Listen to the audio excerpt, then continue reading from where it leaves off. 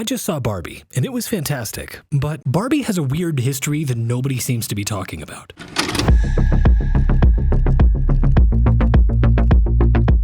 So if you've clicked on this video, it's probably safe to say that you're hyped about the new Barbie movie, right? You've got your tickets booked, you've got your popcorn ready, and you're all set to see Margot Robbie and Ryan Gosling bring your favorite plastic couple to life on the big screen. Or perhaps you're caught in the whirlwind of Barbenheimer, the double feature sensation that's sweeping the nation. Yes, you heard that right, Barbenheimer. For the uninitiated, Barbenheimer's the unexpected pairing of the Barbie movie with Oppenheimer, which is a film about the creation of the atomic bomb. It's a thing. It's a weird thing, but it's a thing. But whether you're here for the Hollywood hype or the Barbenheimer bonanza, there's something you should know. Barbie, that iconic, ever-smiling, impossibly proportioned doll, she has a secret. That's right, folks. There's a lesser-known side to this doll. Barbie has some dark and dirty roots. And we're not talking about her hair color. So, buckle up, folks. We're about to take a deep dive into the secret history of Barbie. And trust me, it's not all pink convertibles and dream houses. To fully understand Barbie's origins, we must journey back to the post-war era in Germany. Our story begins in 1952 with Bild, a German tabloid launched by Axel Springer. Bild, meaning picture in German, lived up to its name, with a heavy dose of gossip and sensationalism. Bild quickly became the best-selling tabloid in Europe, known for its mix of celebrity whispers, crime stories, and political analysis. Though it was probably most known for its famous topless women that graced the front page for 28 years. Our journey takes us back to that first year, 1952, in the bustling offices of Bild. The paper was known for its sensationalism, its fiery language, and its daring images to say the least. But it was about to add another feather to its cap. Enter Reinhard Buthian, a talented cartoonist commissioned to create an original comic strip for the newspaper. His first attempt, which was a mischievous toddler causing chaos, didn't quite hit the mark. The editor wanted something different, something bold. And so, with a couple of modifications to the original idea, Lily was born. A stylish, confident blonde with a ponytail, Lily was unlike any other character in the comics of the time. She was sassy, ambitious, and unapologetically herself. Each strip featured Lily in fashionable yet provocative attire, engaged in conversations with friends, romantic partners, or her boss. Lily was a woman of the post-war era. She was an opportunist, an extrovert, and an alluring woman. Her bold and trendy persona attracted significant attention, particularly from male readers. But it wasn't just her looks that made Lily stand out. It was her fearless challenge to societal norms that captivated female readers as well. Lily's popularity eventually led to a film adaptation in 1958 titled Lily, A Girl from the Big City. The film, directed by Herman Leitner, blended comedy and mystery, and featured Danish actress Anne Smyrner as the leading lady, chosen through a contest to find the perfect embodiment of Lily. From a rejected comic strip idea to cultural phenomenon, Lily was more than just a character. As Lily's popularity soared, the executives at Bild saw an opportunity to bring their beloved character off the page and into the real world. And so, they turned to Max Weisbrod, a talented toy designer affiliated with the O&M Hauser Toy Company. Weisbrod was tasked with a unique challenge, to transform Lily from a two-dimensional cartoon into a three-dimensional doll.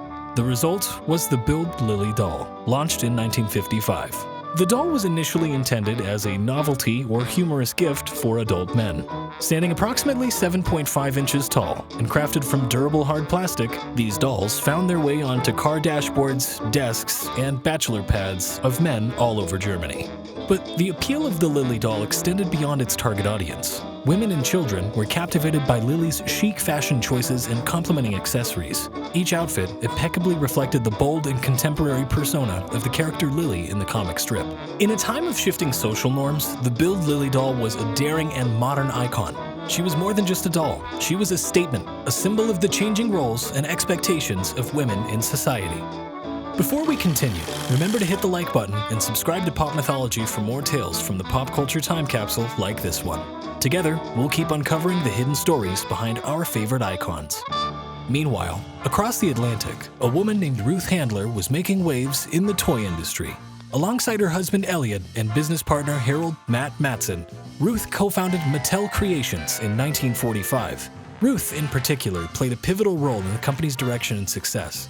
Her keen observation of her daughter Barbara's play habits sparked the idea for a more realistic and versatile doll. Ruth knew there had to be something that Mattel could do. During a trip to Europe in 1956 with her children Barbara and Kenneth, Ruth came across a German toy doll that caught her eye. It was none other than the Build Lily. Ruth saw in Lily the potential for the doll that she had been envisioning. She purchased 3 Build Lily dolls, gave one to her daughter, and took the other 2 back to Mattel.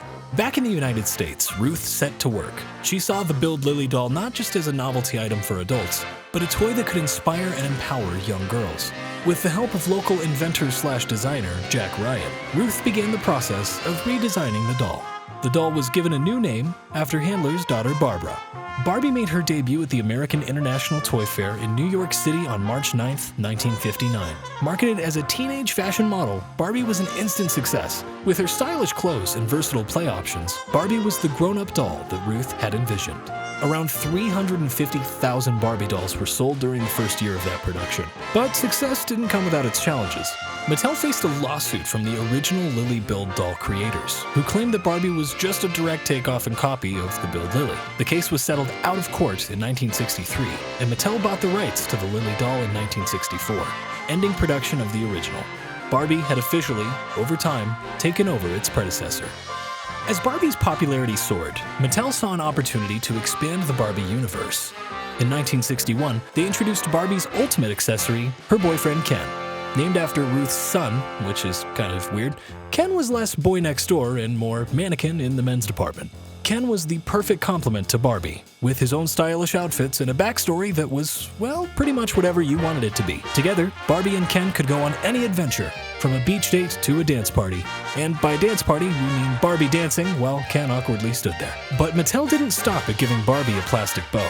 In 1963, they introduced Barbie's best friend Midge, who was always there for a good gossip session. And in 1964, Barbie's little sister, Skipper, joined the gang. Because every teen model needs a kid sister to babysit, right? But get ready for more secrets to unfold, because no pop culture icon is without their share of controversy, and Barbie is no exception. She's had more scandals than a soap opera star, and we're about to dive into some of the juiciest. In 1978, Ruth Handler and 3 former Mattel officers faced a federal grand jury indictment for conspiracy, mail fraud, and false financial statements. It was like a plot straight out of a crime drama, only with more plastic shoes. This led to Ruth Handler being ousted from the company that she helped found, and Mattel only saw strange happenings after. In 1967, Mattel introduced Colored Francie, often described as the first African-American Barbie doll. However, she was produced using the existing head molds for the white Francie doll and lacked distinct African characteristics, facing criticism for years. It was a case of right idea, wrong execution. In the 80s, they produced Hispanic dolls and later models from across the globe.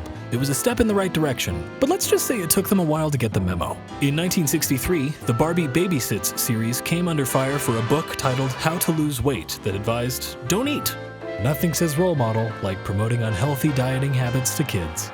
In 1992, Teen Talk Barbie came pre-programmed with phrases, and one of the phrases recorded was, "That class is tough," which invited disapproval for setting wrong perceptions, because who needs math when you've got a dream house? Oh, and speaking of dream house, in 1997, Mattel introduced Share a Smile Becky, a doll in a pink wheelchair. However, Kirsty Johnson, a 17-year-old high school student in Tacoma, Washington, with cerebral palsy, pointed out that Becky wouldn't fit into the elevator of Barbie's $100 dream house. Her hair was also just long enough to constantly be caught in the wheelchair's wheels. Mattel promised to redesign the house in the future to accommodate the doll, because nothing screams inclusivity like an afterthought. They now make it very clear on the box that the elevator is wheelchair accessible.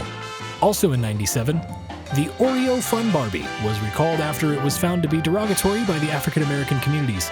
Let's just say someone at Mattel definitely got fired for that one.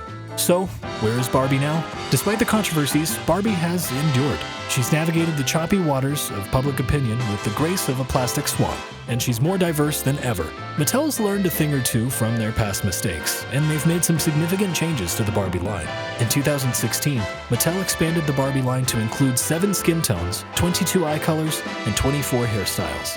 Today, the brand offers 22 skin tones, 94 hair colors, 13 eye colors, and 5 body types. It's safe to say that Barbie's come a long way from her blonde bombshell origins. Despite some ups and downs, Barbie sales still amount to more than $1 billion annually. Every second, Mattel calculates that 2 Barbies are sold somewhere in the world. That is so much plastic, oh my god. Barbie has also made a significant impact on pop culture. She's appeared in the Toy Story franchise, she's had her own computer-animated feature films, and who could forget that one song that lives rent-free in everyone's head?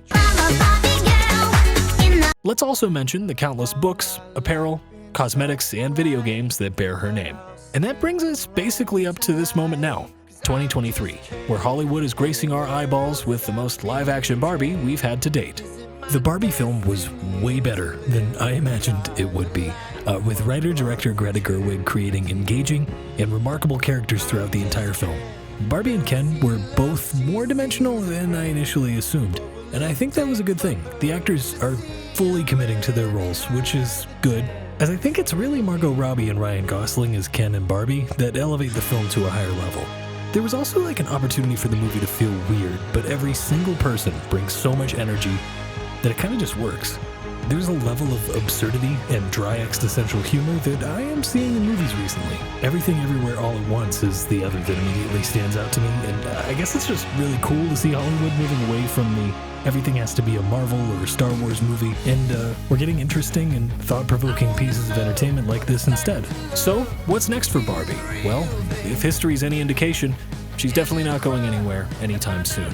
She's navigated controversies, adapted to changing times, and now she's conquered Hollywood. Through it all, she's remained an icon, a symbol of the times, and a toy that continues to inspire children around the world. So, there you have it, the secret history of Barbie. From her scandalous origins as a German comic strip character to her evolution into a pop culture icon. And now, with her Hollywood debut, who knows what the future holds for our favorite plastic fashionista? Maybe we'll see more unexpected double features like Barbenheimer. Barbie meets Godzilla, anyone? Or how about Barbie and the Fast and the Furious? The possibilities are endless. Whatever her future holds, we know that Lily, her audacious predecessor, would be proud. Remember to stay curious, and we'll see you next time on Pop Mythology.